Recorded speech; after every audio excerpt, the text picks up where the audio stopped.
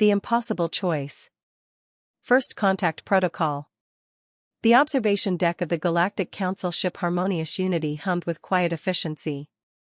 Ambassador Vera Chen stood at the transparent wall, watching Earth spin slowly below.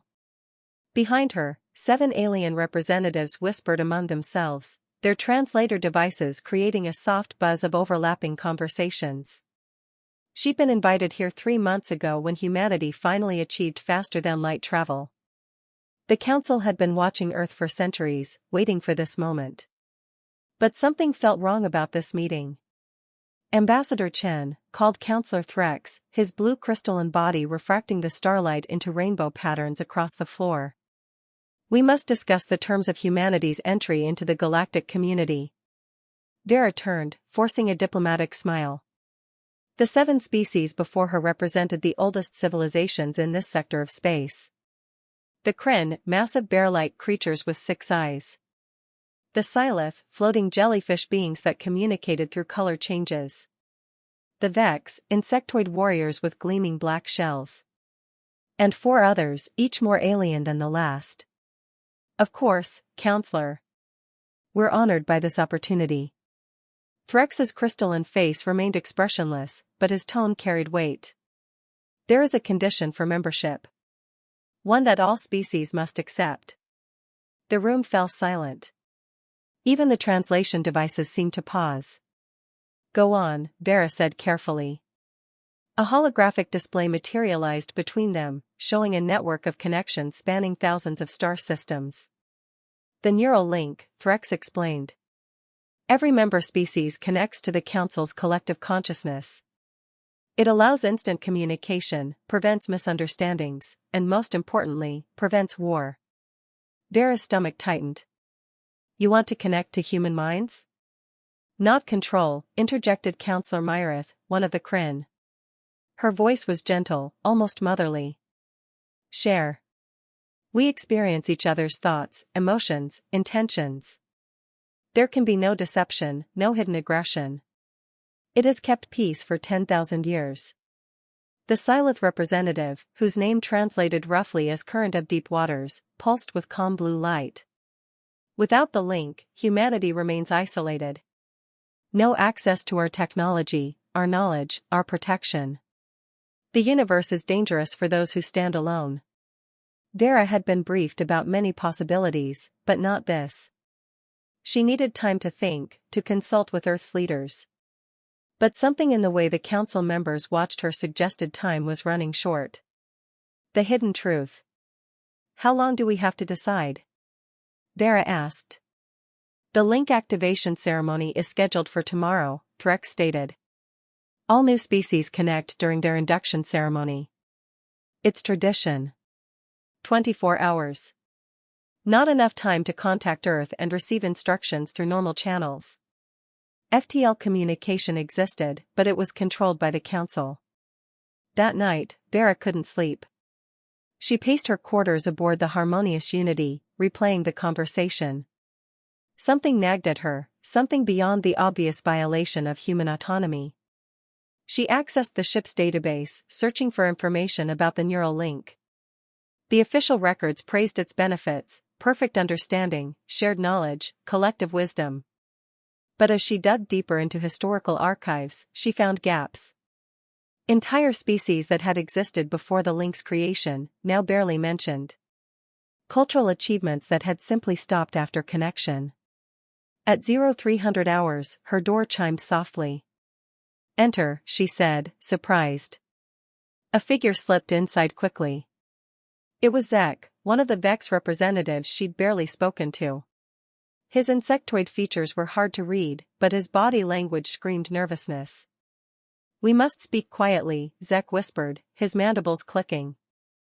The link, it listens. Vera's pulse quickened. What do you mean? I'm part of the link, but there are ways to create distance. Moments when thoughts can remain private. I don't have long. Zek's compound eyes reflected the dim light. The neural link doesn't just connect us. It changes us. Slowly, over generations, it makes us all think alike. The Council said it prevents war. It prevents everything, Zek interrupted. Innovation. Disagreement. Individual thought. My species was once fierce, creative, independent. Now we're harmonious. We've forgotten how to question, how to dream alone. Dara felt cold despite the climate-controlled room. Why are you telling me this? Because humans are different. Your species' entire history is conflict, struggle, individual achievement. You fight each other, yes, but you also push boundaries that we've long since forgotten exist. Zek moved toward the door. The Council fears what humanity could become if left unconnected. They'll never admit it, but they want to include you before you become a threat. What happens if we refuse?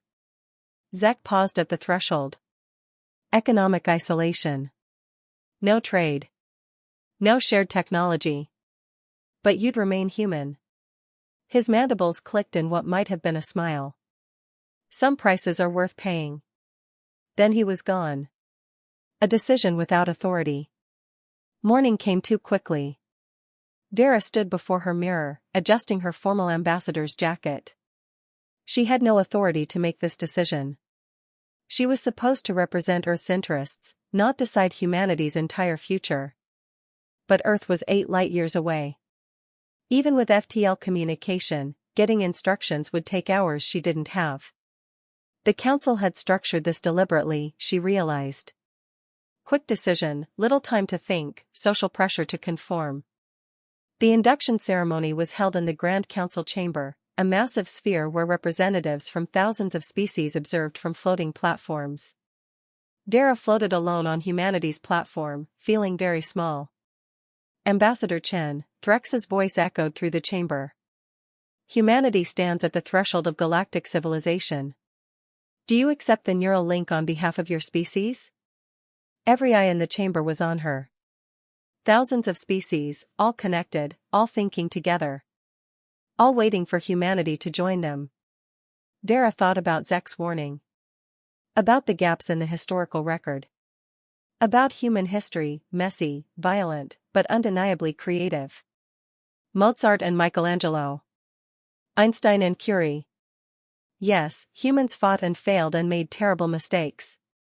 But they also dreamed individually, reached for impossible goals, created beauty and meaning from chaos. No, Dara said clearly. The chamber erupted in shocked murmurs. Colors flashed across Silith bodies. Kryn growled in their seats. The crystalline counselor's light dimmed. Ambassador, Threx's voice carried warning. You understand what this means? Isolation. Hardship. Humanity will face the universe alone. Not alone, Dara corrected.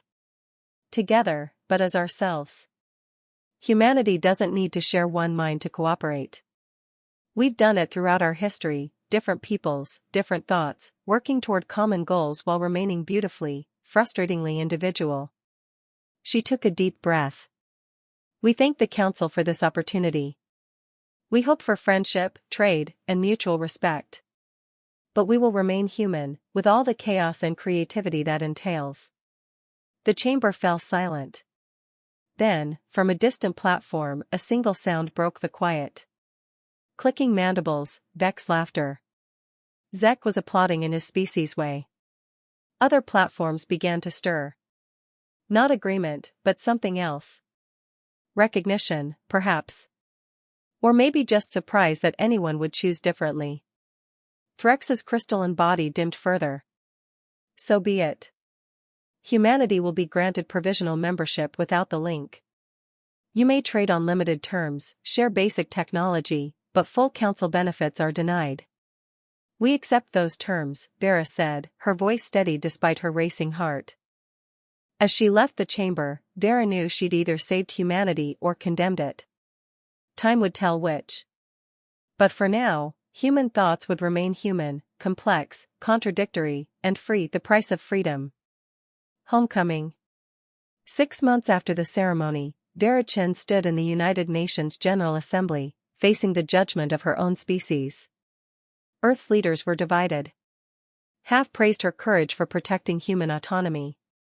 The other half condemned her for denying humanity access to advanced technology and knowledge.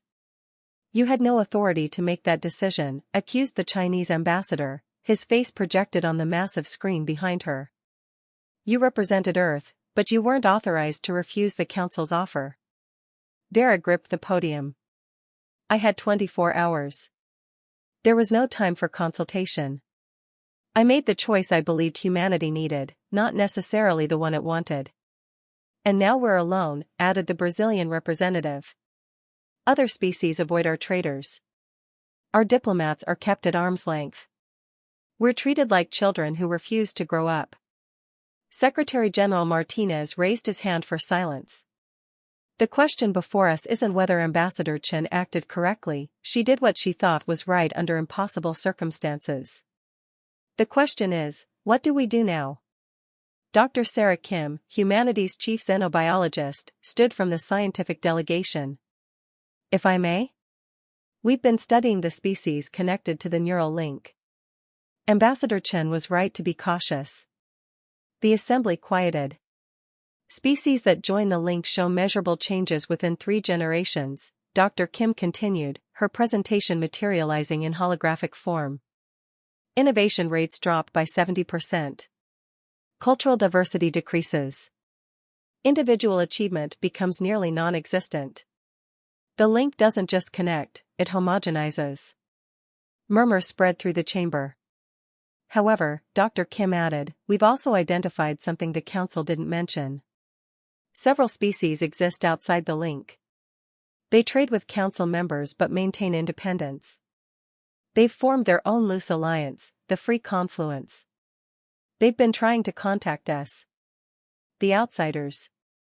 2 weeks later, Vera found herself aboard a human transport ship, heading toward coordinates provided by the Free Confluence.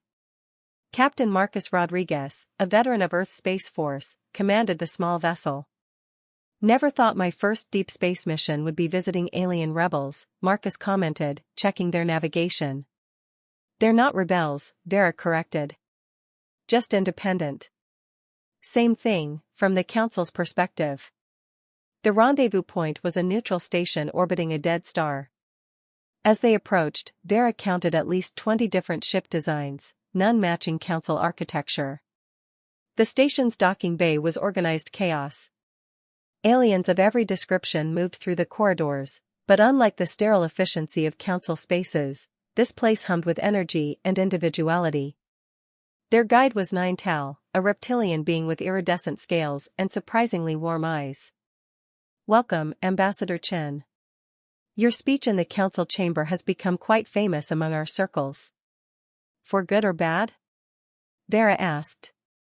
Definitely good, Nine Tal laughed, a hissing sound that somehow conveyed genuine humor. We've been waiting decades for a species with enough spine to refuse the link. Most either accept immediately or are pressured into it within their first year. She led them through the station to a large conference room. Inside, representatives from 15 species waited, all independent, all watching humanity with curious interest. Let me introduce the Free Confluence, Nine Tal gestured around the room. We're traders, explorers, artists, and scientists who chose independence over conformity. We're smaller in number than the council, but we're still here, still ourselves. A towering being made of what looked like living stone spoke next, its voice like grinding boulders. The council claims the link is necessary for peace. But peace built on forced agreement isn't peace, it's surrender. We prove that different species can cooperate without merging minds. Vera felt something release in her chest, hope, maybe, or relief. We'd like to learn more about your alliance. Building bridges. The following months transformed humanity's place in the galaxy. The Free Confluence offered what the Council had denied: trade agreements, technology exchanges, cultural programs. But more importantly, they offered friendship without strings attached. Human traders brought Earth's art, music, and literature to alien markets. In return, they gained technology, but not advanced weapons or tools, something more valuable: techniques, principles, and knowledge that humans could adapt and improve upon. Dr. Yuki Tanaka, Earth's lead engineer, returned from a 3-month exchange program with eyes bright with excitement. They don't just give you answers, she explained to Vera during a debriefing. They show you how to think about problems differently. The Morphean engineers taught me to see quantum mechanics from a completely new angle. We're already developing applications they never considered. This was the difference, Vera realized. The council offered completed solutions through the link, perfect, but static. The free confluence offered pieces that species could take, adapt, and transform. It was messy, slower, but it created genuine innovation. The council's response. Of course, the Galactic Council wasn't pleased. Threx arrived at Earth 6 months after the Free Confluence Alliance formed. His crystalline form seemed dimmer than before as he met with humanity's leaders. You're making a mistake, he told the assembled diplomats. The Free Confluence is unstable.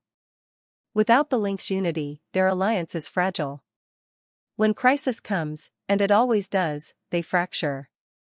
Vera, now Earth's official liaison to non-council species, responded carefully. Isn't that the point? Different species with different perspectives finding common ground without sacrificing their identity? You romanticize division, Threx said. The link provides perfect understanding. No war, no conflict, no misunderstanding. But also no growth, Vera countered. I've studied your historical records, counselor. 10,000 years ago, your species produced remarkable philosophy, art, and science. The last entry in those archives is from 9,000 years ago, right after you joined the link. What happened to Crim poetry? To Silith metamorphic art? To Vex strategic innovation? Threx's light flickered. We evolved beyond such individual pursuits. Or you forgot how to pursue them at all. The meeting ended tensely, but as Threx departed, Vera noticed something. Several members of his delegation lingered, asking quiet questions about Earth's culture, music, and art.